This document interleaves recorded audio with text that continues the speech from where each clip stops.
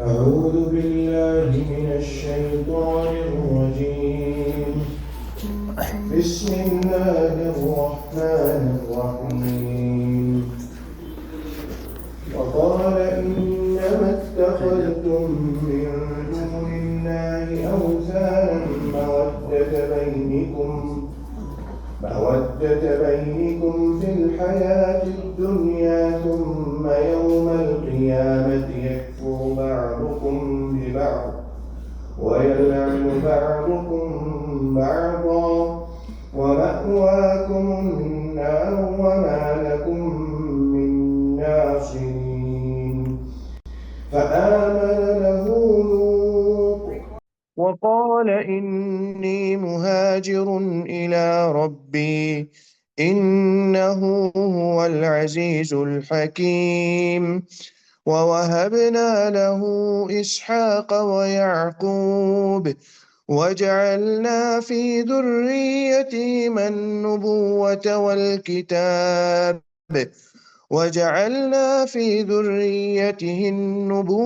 والكتاب وآتيناه أجره في الدنيا وإنه في الآخرة لمن الصالحين. ولوطا إذ قال لقومه إنكم لتأتون الفاحشة ما سبقكم بها من أحد من العالمين. أئنكم لتأتون الرجال وتقطعون السبيل وتأتون في ناديكم المنكر. فما كان جواب قومه إلا أن قالوا ائتنا بعذاب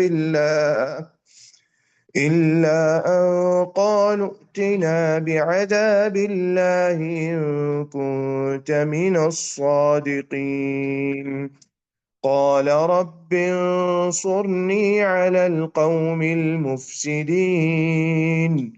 ولما جاءت رسلنا إبراهيم بالبشرى قالوا إنا مهلكو أهل هذه القرية إن أهلها كانوا ظالمين. قال إن فيها لوطا قالوا نحن أعلم بمن فيها لننجينه وأهله إلا امرأته كانت من الغابرين.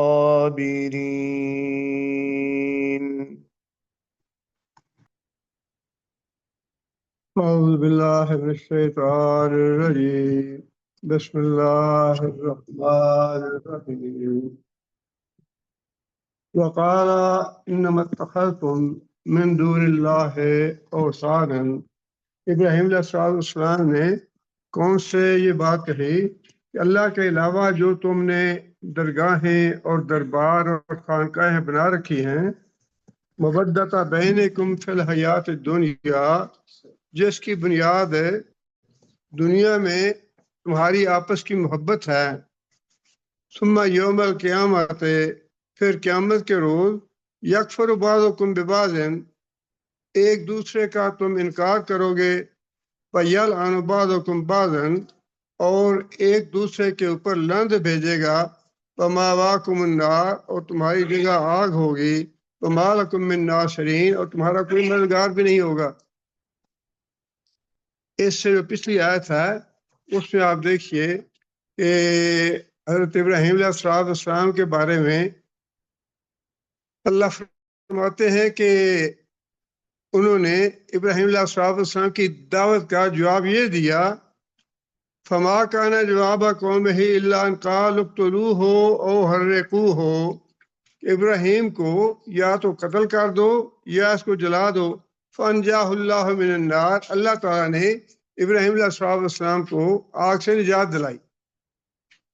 अब ये उससे बिल्कुल यानी इससे इस आयत से पहले ये واقعہ ہو چکا تھا ابراہیم علیہ السلام کے ساتھ کہ قوم نے ان کی دعوت کے جواب میں بجائے اس پہ غور و فکر کرنے کے یا اس کا کوئی مثبت جواب دینے کے ان کو قتل کرنے یا آگ میں جلانے کا فیصلہ کیا، اور بالآخر انہوں نے آگ میں ڈالا، لیکن اللہ کی قدرت سے اللہ تعالیٰ نے بچا لیا ان کو۔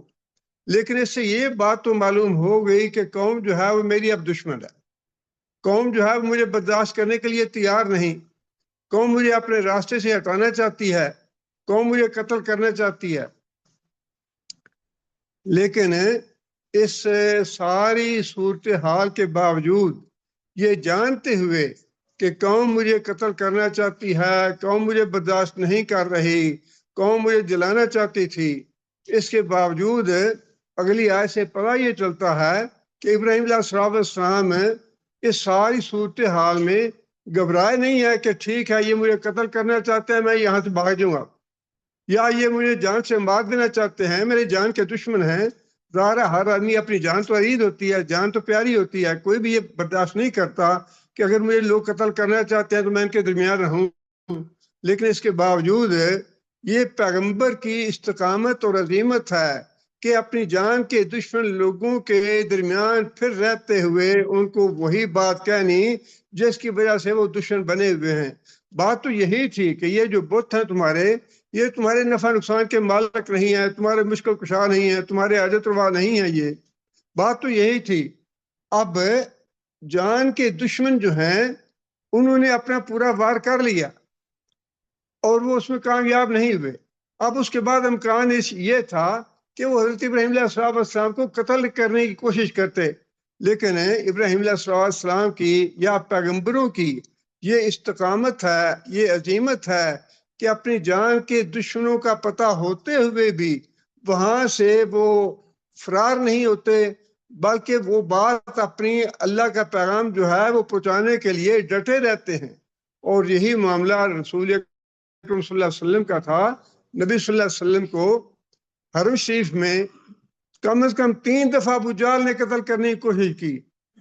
ایک دفعہ عقبہ بن ابی معیط نے نبی صلی اللہ علیہ وسلم کو قتل کرنے کی کوشش کی۔ نبی صلی اللہ علیہ وسلم کو بھی اس بات کا علم تھا کہ یہ لوگ میری جان کے دشمن ہیں، یہ مجھے برداشت نہیں کر رہے، یہ مجھے اپنے راستے سے ہٹانا چاہتے ہیں۔ لیکن اس کے باوجود رسول اکرم صلی اللہ علیہ وسلم بھی مکہ سے جب تک اللہ نے اجازت نہیں دی، جب تک رسول اکرم صلی اللہ علیہ وسلم مکہ میں موجود رہے اور جو اللہ کا پیغام تھا وہ لوگوں تک پہنچاتے رہے۔ شیب ابی طالب میں نبی صلی اللہ علیہ وسلم کو 3 سال تک مسلسل قید و بند کی صحبتیں برداشت کرنی پڑی، وہ نبی صلی اللہ علیہ وسلم نے کی۔ پھر اس کے بعد طائف کا واقعہ پیش آیا، لیکن اس کے باوجود نبی صلی اللہ علیہ وسلم نے اپنے طور پہ ہجرت کرنے کا فیصلہ نہیں کیا، دعوت کا کام کرتے رہے، جس کا مطلب یہ ہے کہ عظیمت اور استقامت کی بات یہ ہے کہ اگر دین کی دعوت کے معاملے میں کوئی پریشانی یا تکلیف آتی ہے، اللہ کی رضا کے لیے اس کو برداشت کیا جائے، دعوت کے کام کو چھوڑا نہ جائے، دعوت کا کام انسان کرتا رہے اور معاملات اپنی زندگی کے، اپنے نفع کے، اپنے نقصان کے وہ اللہ کے حوالے کر دے۔ یہ جو اللہ تعالیٰ نے بات ارشاد فرمائی نا کہ ابراہیم علیہ السلام کی زندگی میں تمہارے لیے بہت سے واقعات ہیں، تمہارے لیے بڑے سبق ہیں، اس میں یہ سبق بھی ہمیں ملتا ہے کہ انسان اپنا دنیا کا نقصان برداشت کر لے، دنیا کی تکلیف برداشت کر لے، لیکن دین کا کام جو ہے وہ مسلسل کرتا رہے، دین کا کام نہ چھوڑے۔ لیکن یہ ہے بڑی عظیمت کا کام اور بڑی استقامت کا کام ہے، انبیاء کا ہے یہ درجہ۔ اب آگے پھر اللہ فرماتے ہیں، آگے پھر اللہ تعالیٰ نے 2 باتیں ارشاد فرمائی ہیں۔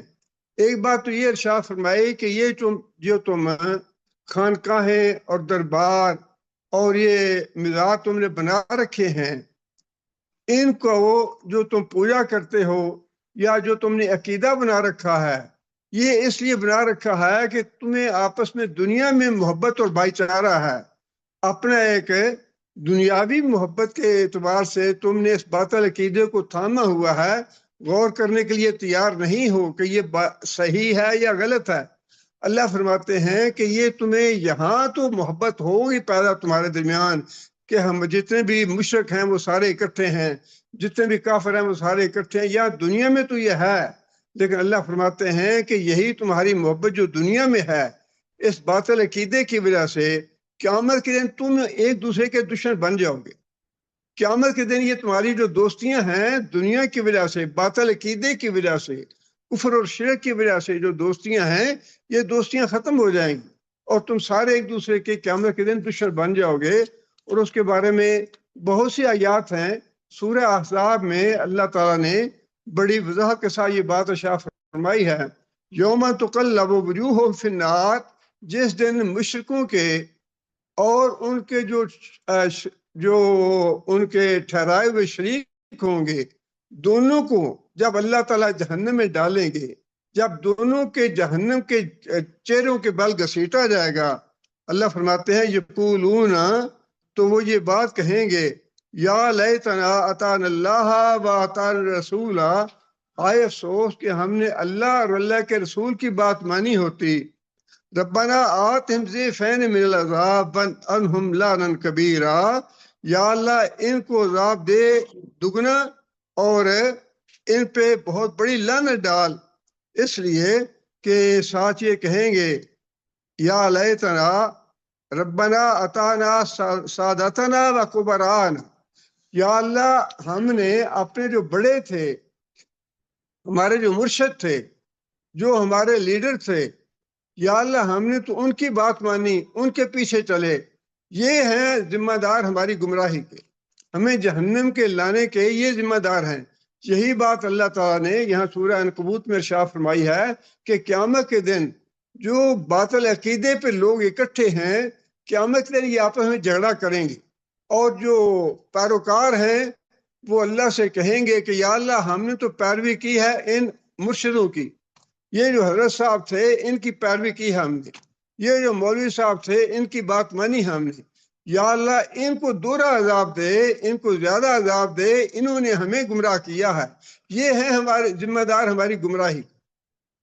یہ بات اللہ تعالیٰ نے یہاں ارشاد فرمائی ہے کہ دنیا میں تمہاری محبت جو ہے باطل عقیدے کی وجہ سے ہے، شرک کے تم اکٹھے ہو گیا اور شرک کی وجہ سے تم ایک دوسرے سے محبت کرتے ہو، لیکن یہ تمہاری محبت جو ہے یہ آخرت میں کسی کام نہیں آئے گی، بلکہ آخرت میں تم ایک دوسرے کے دشمن ہو جاؤ گے اور ایک دوسرے کے لیے زیادہ سے زیادہ عذاب کی دعا مانگو گے، لعنت کرو گے ایک دوسرے پہ۔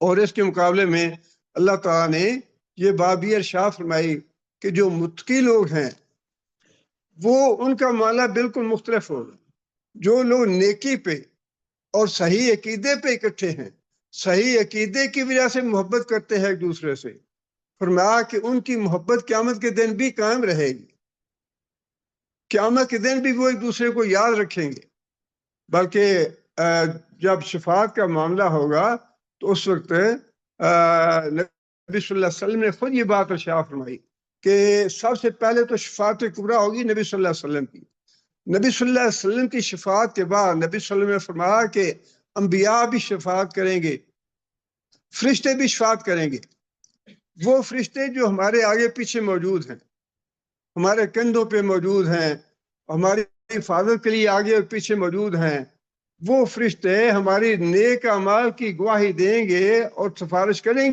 گے اللہ تعالیٰ سے، انبیاء بھی اور فرشتے بھی اور صلحاء جو ہیں وہ بھی سفارش کریں گے۔ یہ نبی صلی اللہ علیہ وسلم نے خود بات ارشاد فرمائی اور فرمایا کہ بالکل آخر میں پھر اللہ تعالیٰ اپنے فضل سے اپنی رحمت سے بھی کچھ لوگوں کو نکالیں گے، لیکن اس کا مطلب یہ ہے کہ جو لوگ نیکی کی وجہ سے دوستی کرتے ہیں، نیکی کی وجہ سے ایک دوسرے کے ساتھ جڑے ہوئے ہیں، ان کی یہ دوستی قیامت کے دن بھی کام آئے گی۔ ہم تو گناہ گار لوگ ہیں، ہمارا تو کچھ کہنا ہی نہیں ہے، لیکن امام جوزی رحمۃ اللہ علیہ یہ اپنے شاگردوں کو یہ بات کہتے تھے، بہت بڑے امام ہیں یہ، اور اپنے شاگردوں کو کہتے تھے کہ قیامت کے دن اگر تم مجھے جنت میں نہ پاؤ، قیامت کے دن اگر تمہیں جنت میں نہ پاؤ مجھے، تو اللہ تعالیٰ سے یہ بات کہنا میرے لیے کہ یا اللہ فلاں ہمارا استاد تھا، وہ ہمیں نیکی کی باتیں بتاتا تھا، یا اللہ وہ جنت میں نہیں ہے، اس کو جنت میں لا۔ یہ جو نیکی کی وجہ سے دوستی ہے، خیر اور بھلائی کی وجہ سے اور عقیدہ توحید کی وجہ سے جو دوستیاں ہیں، یہ دوستیاں قائم رہیں گی۔ نیک لوگ نیک لوگوں کے کام آئیں گے، قیامت کے دن سفارش کریں گے۔ صلح حدیبیہ کے موقع پہ حضرت سہیل بن عمر کفار کی طرف سے نمائندہ بن کے آئے مذاکرات کرنے کے لیے نبی صلی اللہ علیہ وسلم کے ساتھ، اور بڑی سختی کا معاملہ کیا۔ ان کے 2 بیٹے اور 2 بیٹیاں تھیں، اور اللہ تعالیٰ کی شان دیکھیں کہ دونوں بیٹے دونوں بیٹیاں مکی زندگی میں ہی وہ مسلمان ہو گئے۔ ایک ابو جندل تھے اور ایک عبداللہ تھے، بیٹوں کے نام۔ جب صلح نامہ ہو رہا تھا تو ایک بیٹا جو تھا اس کو سہیل بن عمر نے اپنے گھر میں زنجیروں میں باندھ کے قید کر رکھا تھا۔ ان کو جب یہ بنک پڑی کہ صلح نامہ ہو رہا ہے، مذاکرات ہو رہے ہیں، تو وہ گھر سے بھاگ کے آئے اور آ کے نبی صلی اللہ علیہ وسلم کے سامنے بیٹھ گیا، یا رسول اللہ میرا یہ حال ہو گیا ہے تو مجھے آپ بچائیں۔ اس وقت صلح نامہ کی شرائط طے ہو چکی تھی، تحریر نہیں ہوئی تھی۔ نبی صلی اللہ علیہ وسلم نے فرمایا کہ سہیل تم اس بندے کو میرے لیے استثناء دے دو کہ جو بندہ مکہ سے بھاگ کے آئے گا اس میں واپس کریں گے، یہ شرط تھی۔ لیکن نبی صلی اللہ علیہ وسلم نے درخواست کی سہیل بن عمر سے کہ اس کو چھوڑ دو۔ کہنے لگا نہیں میں نہیں چھوڑوں گا، شرط طے ہو چکی ہے، اور اگر آپ میری بات نہیں مانیں گے تو ہم صلح نہیں کرتے۔ اس نے مجبور کر دیا۔ نبی صلی اللہ علیہ وسلم نے 2-3 دفعہ اسے کہا، لیکن اس آدمی نے بات نہیں مانی نبی صلی اللہ علیہ وسلم کی۔ اب یہ دیکھیے اللہ کرنا کیسے ہوتا ہے کہ جو دوسرا بیٹا تھا نا عبداللہ، 17 سال کی عمر کا تھا وہ جب غزوہ بدر ہوا۔ مکہ سے مشرکین کے ساتھ وہ آیا، مشرکین کے لشکر میں شامل تھے حضرت عبداللہ سہیل کا بیٹا، اور جب بدر میں پہنچے تو یہی عبداللہ جو تھا کفار کے لشکر سے بھاگ کے نبی صلی اللہ علیہ وسلم کے پاس چلا گیا کہ یا رسول اللہ میں تو مسلمان ہوں، میں کافروں کی طرف سے نہیں لڑوں گا، میں آپ کے ساتھ لڑوں گا، آپ کے ساتھ ہو کے لڑوں گا کافروں کے خلاف۔ وہ جب سہیل بن عمر کو پتا چلا کہ بیٹا بھاگ گیا ہے اور مسلمانوں میں جا کے شامل ہو گیا ہے تو بڑا اس کو غصہ لگا اور بڑا غضبناک ہوا کہ اس نے کیا کیا، دھوکہ دیا مجھ سے، یہ کیا وہ۔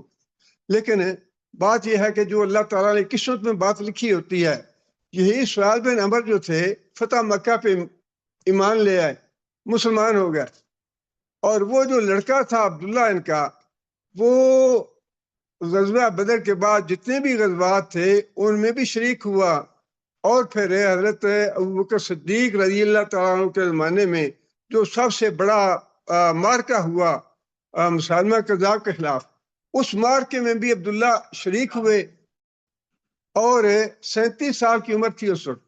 عبداللہ جو تھے وہ اس مارکے میں شہید ہو گئے۔ اب حضرت ابوبکر صدیق جو تھے وہ سہیل کی بڑی عزت کرتے تھے اس کے بیٹے کی وجہ سے۔ اس کا بیٹا جو ہے وہ غزوہ میں شہید ہوا ہے، بہت اس کی عزت کرتے تھے۔ تو اپنے بیٹے کی شہادت کے بعد یہی سہیل بن عمر جو ہے یہ حضرت ابوبکر صدیق کے پاس آئے، بڑی عزت کی حضرت ابوبکر صدیق نے۔ تو سہیل کہنے لگے، مسلمان ہو چکے تھے، فتح مکہ مسلمان ہو گیا، یہ کہنے لگے کہ میں نے نبی صلی اللہ علیہ وسلم سے یہ بات سنی ہے کہ جو شہید ہے وہ 70 آدمیوں کی سفارش کرے گا قیامت کے دن۔ شہید جو ہے 70 آدمیوں کی، جو اپنے جان پہچان والے ہیں، جن کی وہ گواہی دے سکتا ہے، 70 آدمیوں کی وہ سفارش کرے گا۔ اور مجھے اللہ تعالیٰ سے امید ہے کہ قیامت کے دن میرا بیٹا جو ہے وہ سب سے پہلے میری سفارش کرے گا۔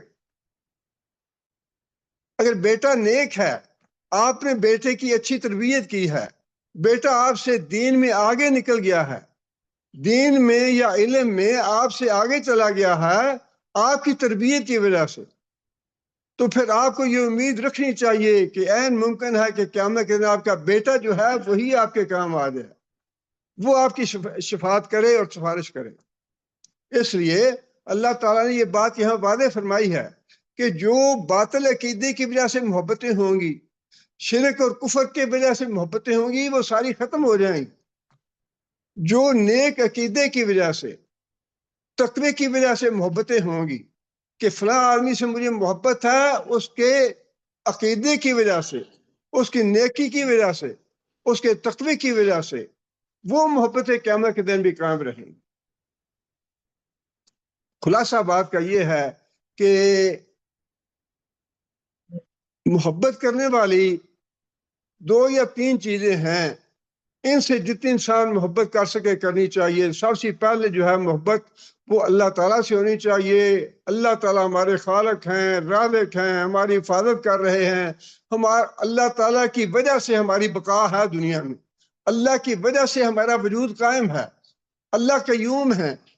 جتنے بھی احسانات ہیں، جتنی بھی نعمتیں ہمیں حاصل ہیں، سب اللہ کی دی ہوئی ہیں۔ اس لیے سب سے پہلی محبت جو ہے وہ اللہ تعالیٰ سے ہونی چاہیے۔ اس کے بعد نبی صلی اللہ علیہ وسلم سے محبت ہے، قرآن ہے، یہ چیزیں ہیں محبت کرنے والی۔ ان چیزوں کی محبت جو ہے قیامت کے دن قائم آئے گی۔ جس سے آپ نے قرآن پڑھا ہے وہ محبت قائم آئے گی، جس کو آپ نے قرآن سکھایا ہے اس کی محبت قائم آئے گی، جس کو آپ نے کوئی حدیث کی بات بتائی ہے، کوئی سیدھا راستہ بتایا ہے، نیک راستے پہ لگا دیا، اس کا عقیدہ صحیح کر دیا، یہ جو محبتیں ہیں یہ اللہ فرماتے ہیں قیامت کے دن کام آئیں گی۔ لیکن جو باطل عقیدے کی اور گمراہی کی، شرک کی، کفر کی، فسق و فجور کی، گناہ کی محبتیں یہ قیامت کے دن کام نہیں آئیں گی۔ اس لیے بہت سی باتیں ہیں اس میں۔ ایک تو یہ ہے کہ آپ نے کسی کو اپنا رہنما بنانا ہے، کسی کو اپنا لیڈر بنانا ہے، یا کسی کے پیچھے چلنا ہے تو بڑا دیکھ بھال کے چلیں۔ قیامت کے دن آپ اسی کے ساتھ ہوں گے جس کو آپ نے اپنا رہنما یا لیڈر بنایا۔ اس لیے دوسری بات اللہ تعالیٰ نے یہ ارشاد فرمائی کہ وَمَا بَاكُمُ النَّارُ وَمَا لَكُم مِّن نَّاصِرِينَ، جو دنیا میں باطل عقیدے کی وجہ سے جڑے ہوئے ہیں ایک دوسرے کے ساتھ، وہ ایک دوسرے کے دشمن بھی ہو جائیں گے۔ اور پھر اس کے ساتھ یہ بات ارشاد فرمائی کہ باطل عقیدے والے جائیں گے جہنم میں، اور جب جہنم میں جائیں گے تو پھر نہ حضرت علی ان کو بچا سکیں گے، نہ حضرت حسین بچا سکیں گے، نہ عبدالقادر جیلانی بچا سکیں گے، نہ علی اجوالی، کوئی کسی کا کام نہیں آئے گا۔ بڑی سیدھی سی بات، اور اللہ تعالیٰ نے صرف یہ باتیں بتائی نہیں، مثالیں دے دی۔ ابراہیم علیہ السلام سے بڑھ کے کوئی بھی مقرب جو ہے وہ نہیں ہے، سوائے نبی صلی اللہ علیہ وسلم کے۔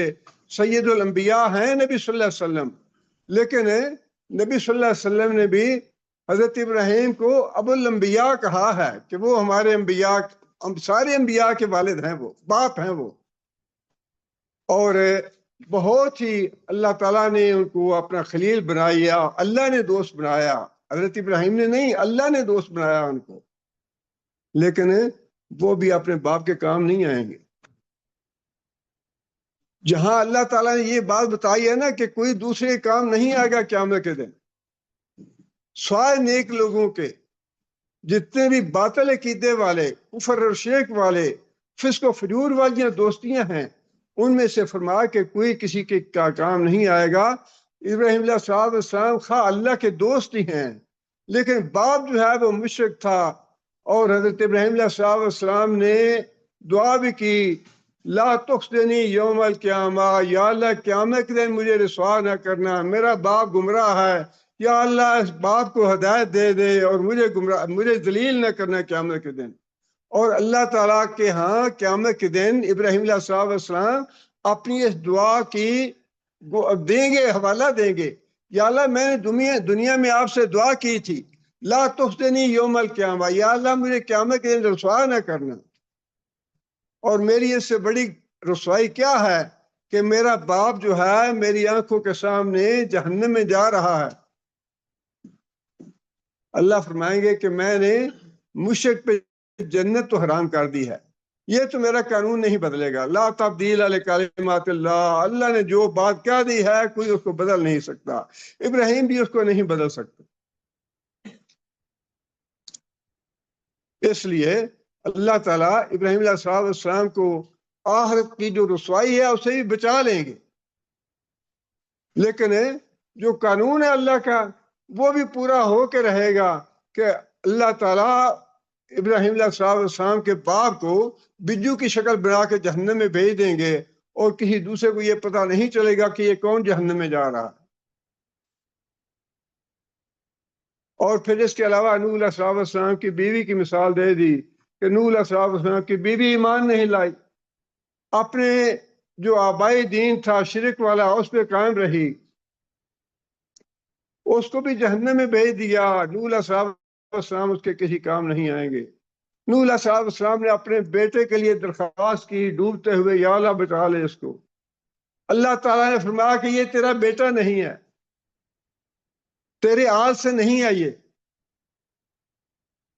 نوح علیہ السلام جب اللہ تعالیٰ نے یہ بات کہی تو نوح علیہ السلام کو اپنی ذات کی پڑی، یا اللہ سبحانک، یا اللہ مجھے معاف کر دے، غلطی ہوگی مجھ سے بیٹے کی بات کر کے۔ تو کس کی ضرورت ہوگی وہاں جا کے تو سفارش کرے، اچھا یہ ہمارا بندہ ہے چھوڑ دے اسے، یہ معین الدین چشتی کا دھوبی ہے اس کو جانے دو، یہ ان کے کپڑے دھوتا تھا۔ کیسی واہیات باتیں ہیں اور کیسا جھوٹ اور کیسا فریب ہے جو لوگوں کو دیا ہوا۔ مکروا مکرا کبارا، بڑے بڑے جال پھیلا رکھے ہیں مکر کے اور شرک کے۔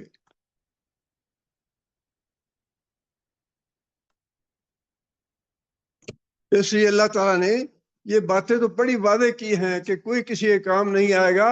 ہاں متقی لوگ جو ہیں، پرہیزگار لوگ، عقیدے پہ اکٹھے ہونے والے، قرآن پہ اکٹھے ہونے والے، اللہ کے رسول کے لیے اکٹھے ہونے والے، ان کا جو آپس میں تعلق ہے وہ قیامت کے دن کام آئے گا۔ آگے پھر اللہ فرماتے ہیں فآمن لہ لوط، یہ بھی دیکھیں، یہ بھی ایک عبرت ہے اور سبق ہے ابراہیم علیہ السلام کے واقعے میں۔ کتنا بڑا یہ واقعہ ہے کہ ایک آدمی کو دہکتی ہوئی آگ میں ڈال دیا جائے اور وہ آگ اس کے اوپر ٹھنڈی ہو جائے، دنیا کا قانون بدل جائے اس کے لیے۔ آگ کا تو کام جلانا ہے، لیکن آگ کی خاصیت ہی بدل جائے۔ پوری بستی نے، پورے شہر نے، پورے ملک نے دیکھا کہ کس طرح ابراہیم علیہ السلام کے لیے آگ کی خاصیت اللہ نے بدل دی ہے۔ لیکن جب شرک جو ہے انسان کی مت مار دیتا ہے، عقل مار دیتا ہے، انسان سوچتا نہیں ہے۔ اب دیکھیں نا آج کل، اللہ تعالیٰ معاف کرے، یہ آنکھیں کھولنے والی باتیں ہیں۔ علی کے ماننے والے چھا گیا، علی کے ماننے والے جیت گیا، علی کے ماننے والے ڈٹ گیا۔ تو بھائی علی کے ماننے والے جیت گیا اور ڈٹ گیا تو یہ ملکوں بھائی کیوں مانگتے پھرتے رہو؟ کبھی چین جاتے ہو، کبھی روس جاتے ہو، کبھی عمان جاتے ہو۔ جس سعودی عرب پہ تم نے حملے کیے اسی سعودی عرب کی منتیں کر رہے ہو کہ ہماری ڈیل کرا دو۔ علی کے پاس کیوں نہیں جاتے؟ جاؤ علی کے پاس، علی تمہارا مشکل کشا ہے، علی تمہارا خدا ہے۔ یہ روس کے پاس کیوں جاتے ہو؟ سعودی عرب کے پاس کیوں، ان کی منتیں کیوں کرتے ہو؟ جاؤ علی سے جا کہو تمہاری ڈیل کرائے، تمہیں بچایا جا اس سے۔ لیکن مت ماری جاتی ہے۔ حضرت علی رضی اللہ تعالیٰ عنہ کی قبر کا آج تو کسی نے پتہ نہیں قبر کہاں پہ ہے۔ حضرت علی رضی اللہ تعالیٰ عنہ کی قبر نامعلوم ہے، کسی کو پتہ نہیں ہے کہ ان کی قبر کہاں ہے۔ اور حضرت علی تو اپنے آپ کو نہیں بچا سکے، دوسروں کو کیا بچائیں گے؟ حملہ کیا دشمنوں نے اور شہید کر دیا۔ اگر مشکل کشا تھے تو کم از کم اپنے آپ کو بچا لیتے۔ اپنے آپ کو نہیں بچا سکے، اپنے بیٹے کو بچا لیتے۔ لیکن جب مت ماری جائے اس کے باوجود ہی علی کے ماننے والے چھا گیا، علی کے ماننے والے جیت گیا، علی کے ماننے والے ڈٹ گئے۔ بھائی علی کے ماننے والے ڈٹ گئے تو علی نے بیڑا، یہ بھی کہو کہ علی نے ہمارا بیڑا غرق کیا۔ جو نفع دے سکتا ہے وہ تو نقصان بھی دے سکتا ہے، جو قادر ہے نا بچانے پہ وہ ڈبو بھی سکتا ہے۔ اس کے پاس دونوں قوتیں ہونی چاہیے۔ لیکن انسان کی جو ہے نا مت ماری جاتی ہے شرک میں، انسان کے سوچ کے دروازے بند ہو جاتے ہیں، انسان سوچنے پہ تیار ہی نہیں ہوتا کہ واقعی انسان اگر سوچے تو دنیا میں کوئی نہیں کسی کام نہیں آتا۔ آخرت کی بات تو دور کی ہے نا، دنیا میں کسی کا کوئی کام نہیں آتا سوائے اللہ کسی جس کو بچانا چاہے اللہ بچاتا ہے، نقصان پہنچانا چاہے اللہ پہنچاتا ہے، نفع پہنچانا چاہتا ہے اللہ پہنچاتا ہے۔ اللہ کے علاوہ کوئی نہیں ہے، دنیا میں بھی نہیں ہے، آخرت میں بھی نہیں ہے، دنیا میں بھی نہیں ہے۔ اتنا بڑا معجزہ دیکھنے کے باوجود پوری بستی سے سوائے لوط علیہ السلام کے کوئی ایمان نہیں لایا. ایسی مت ماری گئی کہ اتنا بڑا معجزہ دیکھنے کے باوجود پوری بستی سے کوئی بھی آدمی ایمان نہیں لایا. اب ہمارے بھائی جو ہیں وہ بڑے پریشان ہوتے ہیں، جو قرآن کی بات بتاتے ہیں، حدیث کی بات بتاتے ہیں، یہ بات پہی ہے، یہ کہی ہے، مانتے نہیں ہیں. جس کے سوچ کے دروازے اللہ نے بند کر دیے ہیں، جس کی ہدایت کے دروازے اللہ نے بند کر دیے ہیں، اس کو ہم کیسے ہدایت دے سکتے ہیں؟ اگر ہدایت دینی کسی انسان کے بس میں ہوتی تو نبی صلی اللہ علیہ وسلم ابو طالب کو ہدایت دے لیتے. صرف ایک آدمی پوری بستی سے، اور وہ بھی حضرت ابراہیم علیہ السلام کا بھتیجا تھا لوط علیہ السلام، اللہ نے ان کو توفیق دی اور وہ ایمان لائے. آگے پھر اللہ فرماتے ہیں وَقَالَ إِنِّي مُهَاجِرٌ إِلَىٰ رَبِّي. یہ بات اب ابراہیم علیہ السلام کی ہے کہ ابراہیم علیہ السلام نے جب حجت پوری کر دی، اپنے جلائے جانے کے واقعے کے بعد بھی دعوت کا کام کرتے رہے، اللہ کا پیغام توحید کا پہنچایا اس کے بعد بھی، اور جب حجت پوری کر دی، اللہ تعالیٰ نے حکم دیا ہجرت کا، تو پھر ابراہیم علیہ السلام نے یہ بات کہی انی مہاجر الی ربی، کہ میں اپنے رب کی طرف ہجرت کر رہا ہوں، اپنے رب کی خاطر ہجرت کر رہا ہوں. اور چونکہ منزل تو معلوم نہیں تھی کہاں جانا ہے، اس لیے اللہ کے توکل پہ نکل پڑے کہ جس سمت میں بھی اللہ تعالیٰ لے جائے گا میں وہاں جا کے اپنا مسکن بنا لوں گا. اللہ تعالیٰ نے عراق سے نکالا اور شام میں اللہ تعالیٰ لے گئے، وہاں پہ اللہ تعالیٰ نے ان کا مسکن بنایا. آگے فرمایا کہ انہ هو العزیز الحکیم، کہ اللہ تعالیٰ غالب ہے، حکمت والا ہے، وہ فیصلہ کرے گا، میری رہنمائی کرے گا اور میری ساری مشکلات کو دور کرے گا. وہ حکمت والا ہے اور غالب ہے ہر کام پہ. آگے پھر اللہ فرماتے ہیں وَوَهَبْنَا لَهُ إِسْحَاقَ وَيَعْقُوبَ وَجَعَلْنَا فِي ذُرِّيَّتِهِ النُّبُوَّةَ وَالْكِتَابَ وَآتَيْنَاهُ أَجْرَهُ فِي الدُّنْيَا. اب وہ جو اللہ نے فرمایا نا کہ ابراہیم علیہ السلام کے واقعے میں تمہارے لیے بڑے سبق ہیں، ان میں سے یہ بھی ایک سبق ہے کہ جب ابراہیم علیہ السلام نے اللہ تعالیٰ کے لیے اتنی بڑی قربانی دی، اتنا بڑا خطرہ مول لے لیا اور ہجرت بھی کر لی، تو اللہ تعالیٰ فرماتے ہیں کہ پھر ہم نے دنیا میں بھی ابراہیم علیہ السلام کو بہت سے انعامات سے نوازا. اللہ کے لیے جو قربانی دی، اللہ کے لیے جو مشقت برداشت کی، اور جو اپنا گھر بار، اپنے سارے رشتہ دار، جو کچھ بھی تھا سارے کے سارے چھوڑ دیے، تو اللہ فرماتے ہیں کہ ہمارے لیے جب اس سے قربانیاں دی تو ہم نے دنیا میں ہی بہت زیادہ صلہ دیا اس کو. تنہا تھے، ایک وہ وقت تھا کہ اپنی بستی میں اکیلے تھے، اللہ تعالیٰ نے پوری دنیا میں اولاد پھیلا دی، ان کو اتنی اولاد دی اللہ تعالیٰ نے، اتنی اولاد دی کہ ساری دنیا میں پھیلا دی. اور مشرکوں میں گھرے ہوئے تھے، سارا جو گاؤں تھا یا ساری بستی جو تھی وہ مشرکوں کی تھی. اور کیسا اللہ نے انعام کیا کہ ابراہیم علیہ السلام کی ذریت سے سارے وہ لوگ پیدا ہوئے جو اللہ کی توحید کا پیغام دینے والے تھے. نبوت اللہ نے ابراہیم علیہ السلام کی اولاد میں رکھ دی. جتنے بھی انبیاء دنیا میں اللہ تعالیٰ نے بھیجے وہ یا تو حضرت اسحاق علیہ السلام کی نسل سے تھے یا حضرت اسماعیل علیہ السلام کی نسل سے تھے. یہ اللہ تعالیٰ نے بتایا کہ ہم نے دنیا میں کس طرح انعامات سے نوازا ابراہیم کو. اللہ تعالیٰ نے اپنا دوست تو بنایا ہی، لیکن اس کے ساتھ ساتھ اللہ تعالیٰ نے یہ بھی بتایا کہ دنیا میں ہم نے اس کو کس طرح سے انعامات سے نوازا.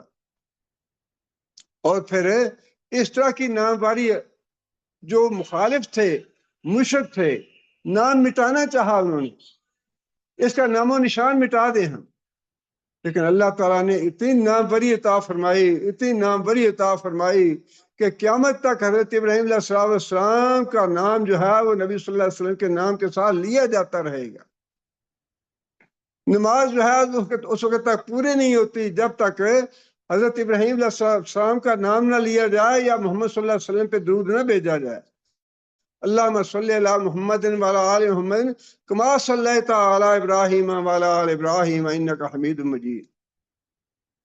جہاں نبی صلی اللہ علیہ وسلم پہ درود ہے وہاں یہ حوالہ ہے کہ جیسا درود، جیسی تو رحمتیں نازل کی ابراہیم پہ، جیسی عظمت عطا فرمائی ابراہیم کو، جیسی نام بری تو نے عطا فرمائی ابراہیم کو، ویسی نام بری اور ویسی ہی عزت اور عظمت جو ہے محمد صلی اللہ علیہ وسلم کو عطا فرما.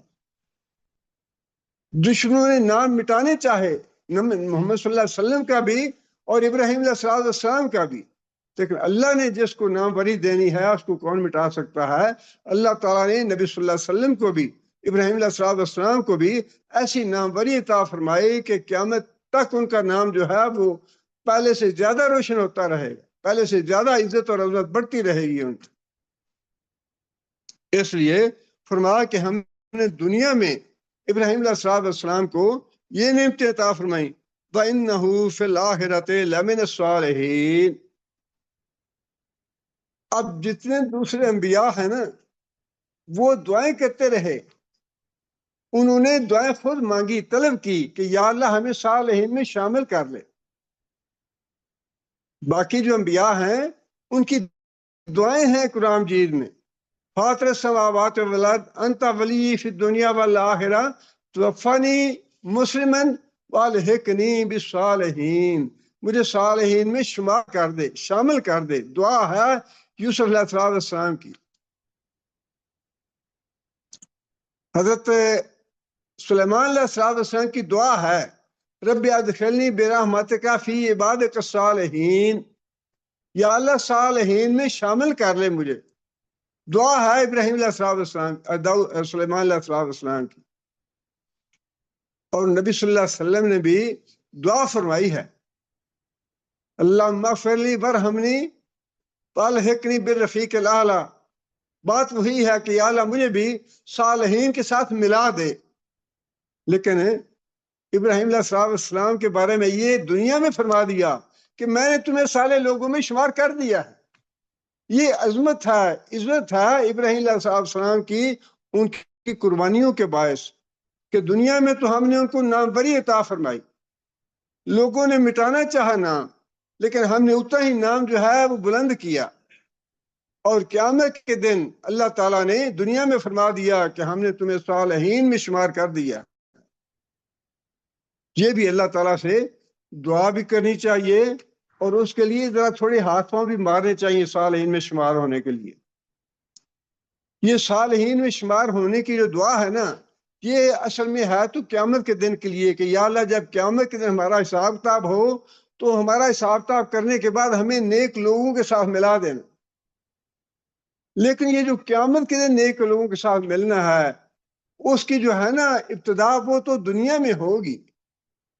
اگر دنیا میں صالح لوگوں کے ساتھ رہے، صالح لوگوں کے ساتھ ہمارا اس میں بیٹھنا ہوا، ہمارے تعلقات صالح لوگوں کے ساتھ ہوئے اور جو صالح لوگ ہیں ان جیسا طریقہ کار اختیار کیا تو پھر قیامت کے دن بھی اللہ صالح لوگوں میں شمار کر دیں گے. لیکن یہ نہیں ہوگا کہ قیامت کے دنیا میں ہم بے نمازوں کے ساتھ رہیں، بے روزگار لوگوں کے ساتھ رہیں، حرام کھانے والوں کے ساتھ رہیں، ظالموں کے ساتھ اور مشرکوں کے ساتھ رہیں اور دعا یہ کریں کہ قیامت کے دن اللہ صالح کے ساتھ ملا دے. وہ نہیں ہو. قیامت کے دن جو آدمی صالح لوگوں کے ساتھ ملنا چاہتا ہے اس کو چاہیے کہ دنیا میں بھی صالح لوگوں کے ساتھ رہے. اور ابراہیم علیہ السلام کے بارے میں فرمایا کہ دنیا میں بھی ہم نے اس کو بہت انعامات دیے اور قیامت کے دن تو ہم نے صالح لوگوں میں شمار کر ہی دیا، اس کو صالح بنا دیا اس کو. آگے پھر فرمایا کہ لوط علیہ السلام جو تھے وہ بھی ساتھ ہجرت میں ساتھ شامل تھے. جب ابراہیم علیہ السلام نے ہجرت کی تو اس وقت 3 افراد تھے ہجرت میں. ایک تو حضرت ابراہیم علیہ السلام کی بیوی تھی حضرت سارہ رضی اللہ عنہا اور تیسرے آدمی لوط علیہ السلام تھے. یہ جتنا بھی علاقہ ہے نا اب شام کا اور فلسطین اور اردن وغیرہ یہ اس زمانے سارا فلسطین ہی کہلاتا تھا. تو ابراہیم علیہ السلام شام کہلاتا تھا. شام کے علاقے میں الخلیل میں ابراہیم علیہ السلام نے قیام کیا، اور چند میل کے فاصلے پہ وہ جگہ تھی جسے سدوم کہا جاتا ہے، جہاں پہ حضرت لوط علیہ السلام کو جس بستی کی طرف بھیجا گیا کہ تم وہاں جا کے لوگوں کو اللہ کا پیغام پہنچاؤ. اور وہاں کے لوگوں کا جو سب سے زیادہ فعل تھا برا، وہ تھا ہم جنس پرستی کا، جس کا قرآن مجید میں بار بار ذکر کیا اللہ تعالیٰ نے. اس لیے لوط علیہ السلام جب گئے وہاں پہ تو ظاہر ہے کہ پہلے توحید کی دعوت دی، اور توحید کی دعوت دینے کے بعد جو ان کے خاص گناہ تھے ان سے روکا انہیں، ان کو نصیحت کی کہ یہ کام برے ہیں، یہ اللہ کی نافرمانی والے کام ہیں، یہ کام چھوڑ دو. اللہ فرماتے ہیں کہ وَلُوطًا إِذْ قَالَ لِقَوْمِهِ إِنَّكُمْ لَتَأْتُونَ الْفَاحِشَةَ مَا سَبَقَكُم بِهَا مِنْ أَحَدٍ مِنَ الْعَالَمِينَ. یہ تم ایسی فحاشی اور بدکاری کرتے ہو، ایسا کام کرتے ہو جو تم سے پہلے پورے جہان میں کسی نے نہیں کیا. جس کا مطلب یہ ہے کہ اس کی ابتدا جو ہے لوط علیہ السلام کی قوم سے ہوئی. لوط علیہ السلام سے پہلے کسی قوم میں یہ گناہ نہیں تھا. دوسرا گناہ جس کا ذکر کیا لوط علیہ السلام نے وہ یہ تھا اَإِنَّكُمْ لَتَأْتُونَ الرِّجَالَ وَتَقْطَعُونَ السَّبِيلَ. تقطعون السبیل جو ہے یہ ہے ڈاکہ زنی، راہ زنی، راستے میں جاتے ہوئے لوگوں کو لوٹ لینا، ان کا مال چھین لینا اور ان کو قتل کر دینا. یہ بھی اس قوم کا گناہ تھا، اس سے بھی روکا لوط علیہ السلام نے. اور پھر تیسری بات جو تھی وہ یہ تھی وَتَأْتُونَ فِي نَادِيكُمُ الْمُنْكَرَ. تم بدکاری کا کام مجلسوں میں کرتے ہو. یہ دیکھیے کہ اللہ تعالیٰ معاف کرے، جب ایمان نہ ہو، غیرت ختم ہو جائے، بدکاری اور بے حیائی آ جائے تو اس کا نتیجہ کیا نکلتا ہے کہ وہ بدکاری اور بدفعلی اور زناکاری یا قوم لوط کا عمل جو تھا وہ مجلسوں میں کرتے تھے، چھپ کے نہیں کرتے تھے بلکہ ایک دوسرے کے سامنے کرتے تھے. اس سے روکا لوط علیہ السلام نے قوم کو. اور آج کل اللہ تعالیٰ معاف کرے وہی گناہ جو ہے اس کے عذاب بھی اللہ نے بتایا کہ کیا عذاب آیا ان پہ. سورہ قمر میں اللہ تعالیٰ نے یہ بات ارشاد فرمائی ہے کہ جو قوم لوط تھی اس پہ اللہ تعالیٰ کی طرف سے عذاب نازل ہوا. اللہ فرماتے ہیں کہ کذبت قوم لوط بالنذر. قوم لوط نے انبیاء کو جھٹلا دیا، ان کی بات نہیں مانی. انا ارسلنا علیہم حاصبا الا آل لوط. ہم نے ان پہ آسمانوں سے پتھروں کی بارش برسائی، آل لوط کو بچا لیا.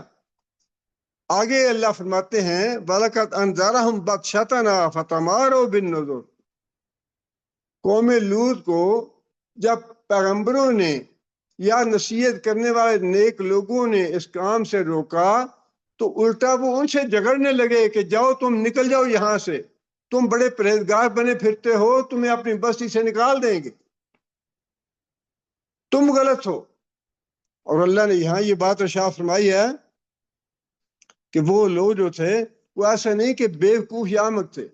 اللہ فرماتے ہیں کہ بڑے سیانے، اپنے دنیا کے معاملات میں بڑے سیانے اور بڑے عقل مند تھے، لیکن دین کے معاملے میں جب ان کو روکا گیا تو جو ان کو روکنے والے تھے، معلم تھے یا مبلغ تھے یا واعظ تھے، ان سے جھگڑا کیا کہ تم غلط ہو ہم ٹھیک ہیں. اللہ فرماتے ہیں وَلَقَدْ رَاوَدُوهُ عَنْ ضَيْفِهِ فَطَمَسْنَا أَعْيُنَهُمْ فَذُوقُوا عَذَابِي وَنُذُرِ. دوسری جگہ پہ اللہ تعالیٰ نے تفصیل یہ بتائی ہے کہ جب فرشتے خوبصورت لڑکوں کی شکل میں آئے لوط علیہ السلام کے پاس اور بتایا انہیں آ کے کہ ہم عذاب لے کے آئے ہیں، لوط علیہ السلام کی گھبراہٹ تو دور ہو گئی، لیکن جو بستی کے لوگ تھے وہ باغے باغے آئے لوط علیہ السلام کے گھر پہ کہ یہ تمہارے جو گھر میں مہمان آئے ہیں ان کو ہمارے حوالے کرو، اور تمہیں پتا ہے کہ ہم کیا چاہتے ہیں۔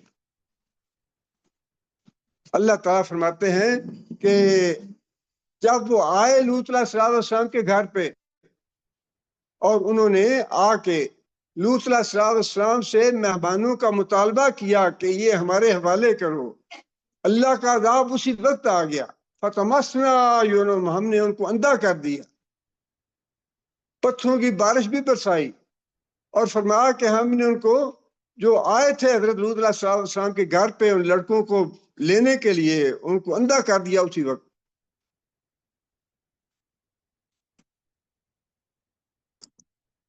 اور آگے فرمایا کہ والا کا صباحہم بکرتن عذاب مستقر، اور اگلی صبح جو تھی نہ ٹلنے والا عذاب ان پہ آ گیا، بالکل ہر چیز کو ملیا میٹ کر دیا، تباہ کر دیا۔ آگے اللہ فرماتے ہیں کہ فما کان جواب قومہ الا ان قال ائتنا بعذاب اللہ۔ اللہ فرماتے ہیں وہاں اللہ نے فرمایا کہ ابراہیم علیہ السلام کو جو جواب دیا وہ یہ تھا کہ اس کو قتل کر دو یا جلا دو۔ لوط علیہ السلام کے بارے میں اللہ فرماتے ہیں کہ لوط علیہ السلام نے ان کو بدکاری سے روکا، جواب یہ تھا کہ اگر تو واقعی سچا ہے تو جو عذاب کی دھمکی دیتا ہے عذاب لے آ ہم پہ۔ کتنی دلیری ہے اور کتنا انسان اندھا ہو جاتا ہے، انسان کتنا سوچ بچار سے عاری ہو جاتا ہے، کس طرح انسان شیطان مسلط ہو جاتا ہے بندے پہ، بجائے اس کے کہ انسان یہ سوچے کہ بھائی یہ جو بات کہہ رہا ہے اس پہ میں سوچ تو لوں، اس پہ غور تو کروں، کہیں یہ آدمی سچا ہی نہ ہو۔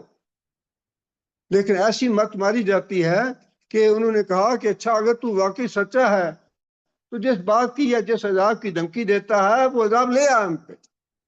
ان کنتم من الصادقین، کیا محمد صلی اللہ علیہ وسلم جب تک آپ موجود ہیں اس بستی میں ہم عذاب نہیں بھیجیں گے، یا پھر جب تک لوگ استغفار کرتے رہیں گے تب تک ہم عذاب نہیں بھیجیں گے۔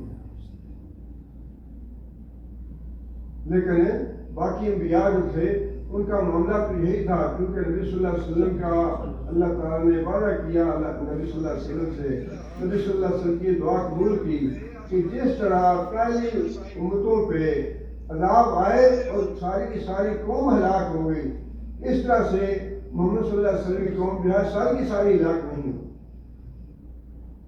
اس لیے ایسا عذاب جو ہے وہ اللہ تعالیٰ نے نہیں بھیجا امت پہ کہ ساری امت ہلاک ہو جائے، لیکن اس سے پہلے جو انبیاء تھے جب انہوں نے دیکھا کہ اب مدت پوری ہو گئی، یہ ایمان نہیں لانے والے، تو انہوں نے پھر اللہ سے دعا کی کہ یا اللہ اب میں تو عاجز آ گیا ہوں، اب جو تو فیصلہ کرنا چاہتا ہے کر۔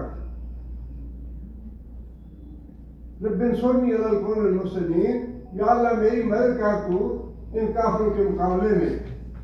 آگے اللہ فرماتے ہیں وَلَمَّا جَاءَتْ رُسُلُنَا إِبْرَاهِيمَ بِالْبُشْرَىٰ، اب چونکہ وہ جو فرشتے تھے وہ لوط علیہ السلام کے پاس آنے سے پہلے ابراہیم علیہ السلام کے پاس آئے، ایک تو ابراہیم علیہ السلام کو بشارت دینی تھی اولاد کی، حضرت اسحاق کی اور حضرت یعقوب کی بشارت دینی تھی، اور اس کے بعد بتانا تھا ابراہیم علیہ السلام کو کہ ہم کس مقصد کے لیے آئے ہیں۔ ابراہیم علیہ السلام بھی گھبرا گیا فرشتوں کو دیکھ کے، ان کے آگے لا کے بچڑا رکھا اور انہوں نے کھانے سے ہاتھ پیچھے کر لیا، تو ابراہیم علیہ السلام گھبرا گیا کہ یہ کھا کیوں نہیں رہے، یہ کہیں مجھے کوئی نقصان پہنچانے تو نہیں آئے۔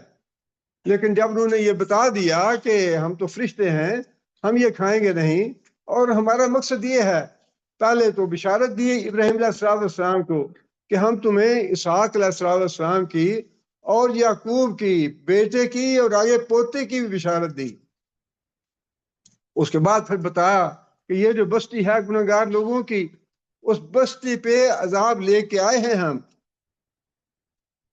فَلَمَّا جَاءَتْ رُسُلُنَا إِبْرَاهِيمَ بِالْبُشْرَىٰ، اور جب ہمارے فرستادہ ہمارے فرشتے ابراہیم علیہ السلام کے پاس آئے خوشخبری لے کے حضرت اسحاق کی اور حضرت یعقوب کی، قالو، ان فرشتوں نے بتایا ابراہیم علیہ السلام کو، انا مہلکو اہل ہذہ القریۃ ان اہلھا کانوا ظالمین، کہ ہم تو اس مقصد کے لیے آئے ہیں کہ یہ جو بستی ہے لوط علیہ السلام کی، اس پہ عذاب لائیں گے، اب اس کا عذاب لے کے آئے ہیں، اس لیے کہ یہ ظالم ہیں، یہ فاسق ہیں، یہ بدکار ہیں، گناہگار ہیں۔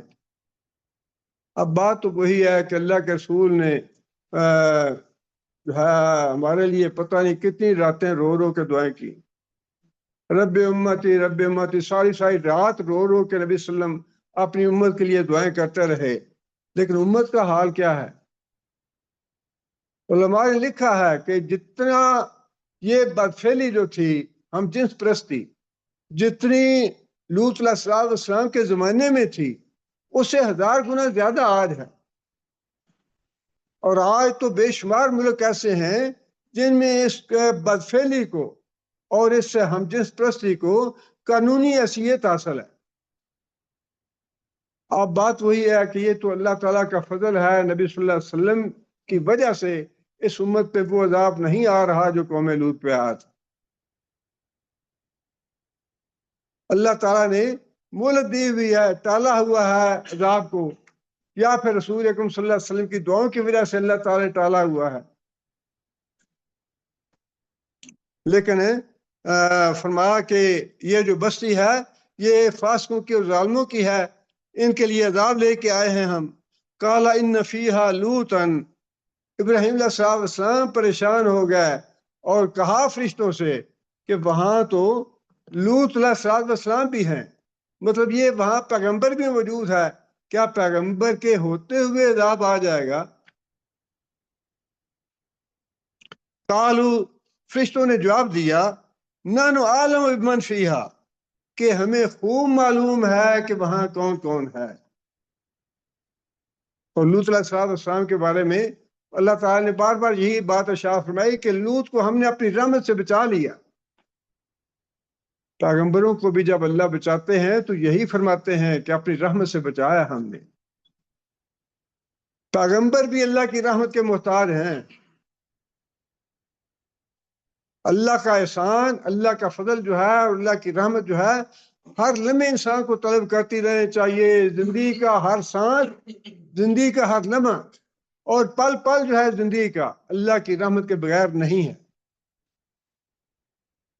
یہ جو ہم اندھوں کی طرح، بیروں کی طرح زندگی بسر کرتے ہیں نا، بلا سوچے سمجھے، اور عیش کرنی ہے جی اس دنیا میں، اپنی مرضی پوری کرنی ہے، اپنے سارے جو ناز و نام ہیں وہ پورے کرنے ہیں، بہت بڑا دھوکہ ہے یہ۔ ایک ایک سانس جو ہے، ایک ایک لمحہ جو ہے اللہ کی رحمت کے ساتھ ہے۔ اللہ کی رحمت ایک لمحے کے لیے اٹھ جائے تو انسان ہلاک اور برباد ہو جائے۔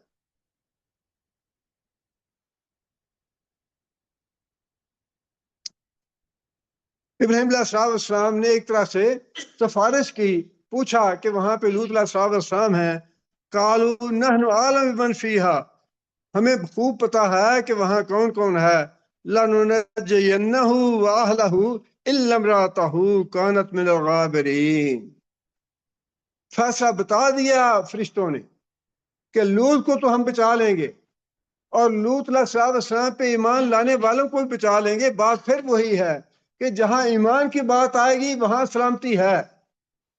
ایمان لانے والے، اللہ کے رسول کی اطاعت کرنے والے، اللہ کے رسول کی فرما برداری کرنے والے، وہ دنیا میں بھی محفوظ رہیں گے، آخرت میں بھی محفوظ رہیں گے۔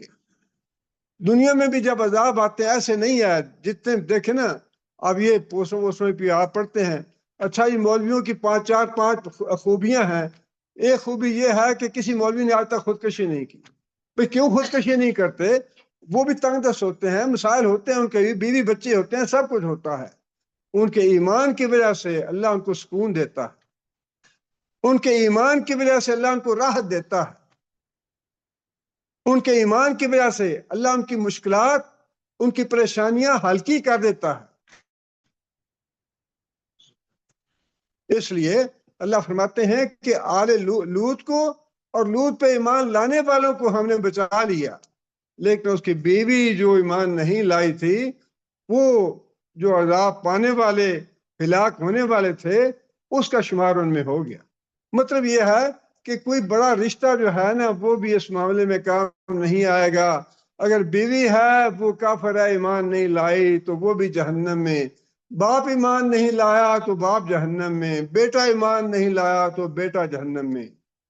کوئی وہاں پہ سادات ودات کچھ بھی نہیں ہے۔ ہاں جی، یہ تو سادات سے تعلق ہے، 7 پشتوں کو معاف، اللہ تعالیٰ معاف کرے۔ کیسے کیسے قصے کہانیاں ہیں۔ سادات خاندان کی 7 پشتوں کو معاف ہے۔ پتہ نہیں وہ کون سی 7 پشتے ہیں، قیامت کے دن جائیں گے تو دیکھیں کون سی پشتے ہیں وہ۔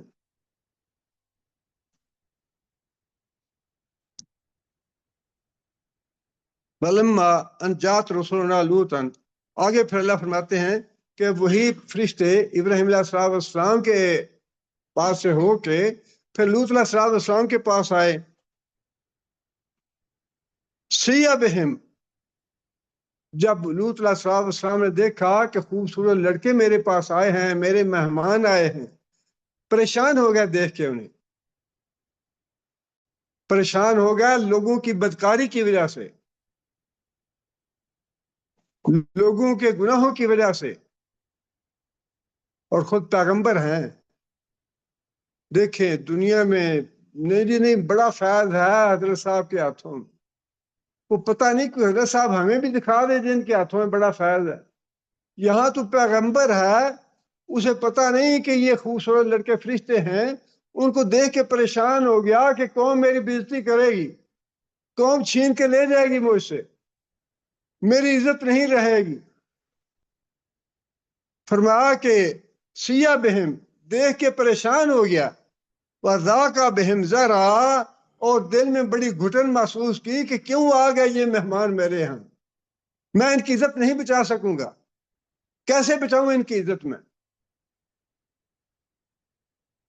اور ہمارے حضرت صاحب جو ہے ہزاروں میل جو ہے وہ بغداد میں دفن ہے، اور وہ تو ہزاروں میل دور تک ان کا فیض حاصل ہوتا ہے، مشکل کشائی بھی ہوتی ہے، ساری آیتیں پوری کرتے ہیں، مرادیں پوری کرتے ہیں، سب کچھ ہو رہا ہے۔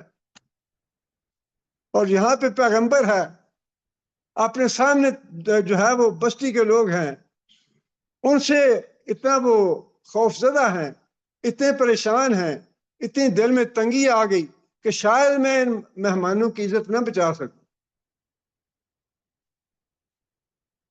اور ایسے ایسے عقیدے اللہ تعالیٰ معاف کر لے، بنا لیتے ہیں لوگ، گھاڑ لیتے ہیں، کہیں سے کوئی ثبوت تو ہو۔ بزرگ جب فوت ہو جاتے ہیں تو فوت ہونے کے بعد ان کا فیض جو ہے پہلے سے بڑھ جاتا ہے۔ زندگی میں اتنا فیض نہیں ہوتا، مرنے کے بعد زیادہ فیض ہو جاتا ہے۔ کیسی مت ماری ہوئی ہے اور کیسی الٹی بات ہے۔ اور یہ بات مفتی اعظم صاحب کہہ رہے ہیں، یہ میں اپنے طرف سے نہیں کہہ رہا، مفتی اعظم پاکستان لیبل لگا ہوا ہے۔ اور عقل جو ہے وہ اتنی ہے کہ مرنے کے بعد بزرگوں کا فیض جو ہے زندگی سے زیادہ ہو جاتا ہے۔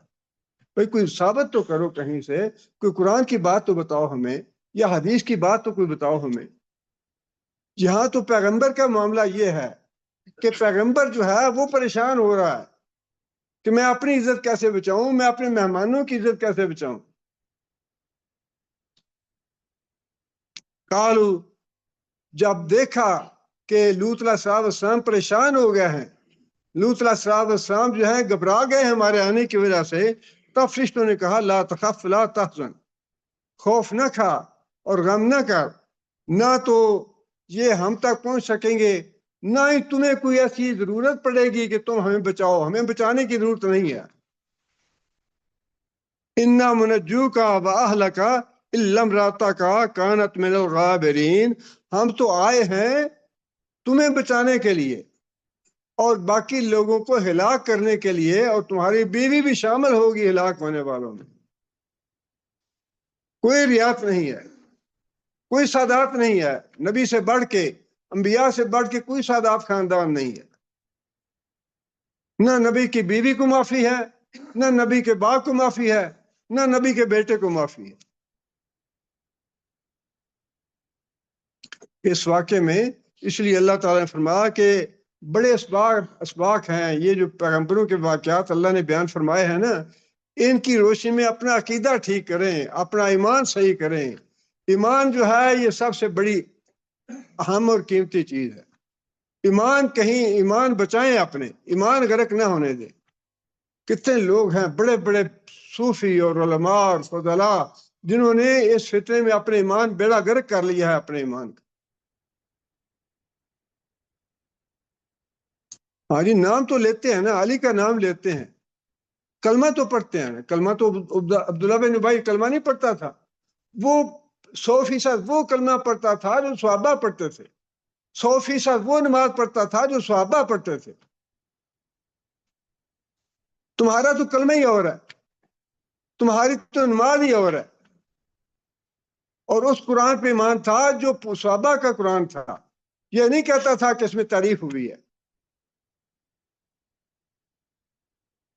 अल्लाह ताला माफ करे, बड़े फितने हैं, और इन फितनों में जिसने अपना ईमान बचा लिया उसने सब कुछ बचा लिया। उसने अपनी इज्जत बचा ली, उसने अपनी दुनिया बचा ली, उसने अपना दीन बचा लिया, उसने अपनी आखिरत बचा ली। और बड़े बड़े उलमा फजला हैं, बड़े अच्छे अच्छे अकीदे वाले उलमा फजला जिन्होंने अपने ईमान का बेड़ा गर्क कर दिया। अल्लाह ताला दुआ है कि अल्लाह ताला हमें अपने ईमान पे कायम रहने की तौफीक अता फरमाए। अमाल की बात जो है वो बाद में।